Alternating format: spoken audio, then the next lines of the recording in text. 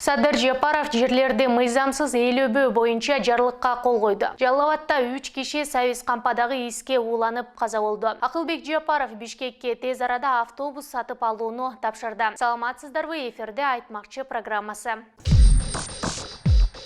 Президент Садыр Жапаров жерлерди өзүн билемдик менен мыйзамсыз ээлеп алуу фактыларын алдын алуу жана болтурбоо боюнча чаралар жөнүндө жарлыкка кол койду. Бул тууралуу 9 апрелде президенттик аппараттын басма сөз кызматы билдирди. Президенттик аппарат тараткан маалыматка ылайык, мамлекеттик органдар жүргүзүп жаткан ишке карабастан өлкө аймагында мыйзам бузуу менен жер участоктарын, анын ичинде жеке турак жай куруу үчүн айыл чарба багытындагы жерлерди ээлеп алуу, өзүнө бөлүнүп берилген жер участоктарын көчөлөрдөн, бак-дарак тигилген жерлерден, үйлөргө жанаша жайгашкан аймактардын эсебинен кеңейтип алуу учурлары катталууда. Аталган жарлык жогорудагы көрүнүштөрдү алдын алуу жана болтурбоо, мыйзамдуулукту жана укук тартибин сактоо, жерди табигый объект катары коргоого, жер участоктарынын менчик ээлеринин жана жерди пайдалануучулардын укуктарын жана мыйзамдуу кызыкчылыктарын коргоо максатында кабыл алынып,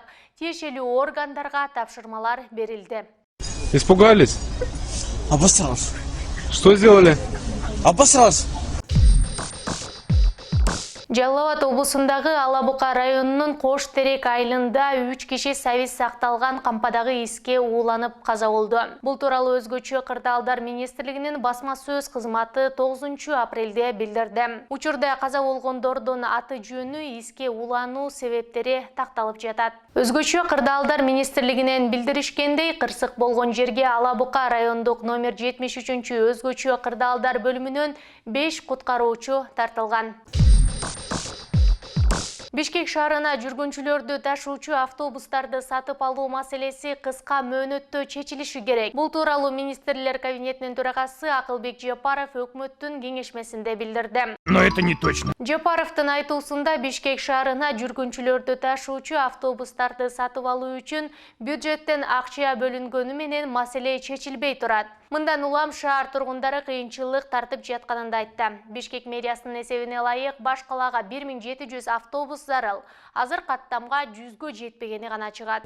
Сколько? Европа реконструкциялоо жана өнүктүрүү банкы ушул жылы автобустарды сатып алуу үчүн 25 миллион евро өлчөмүндө жеңилдетилген насыя берген. Ушул жана башка жаңылыктарды кененирээк Бизон KGZ сайтыбыздан окуй аласыздар.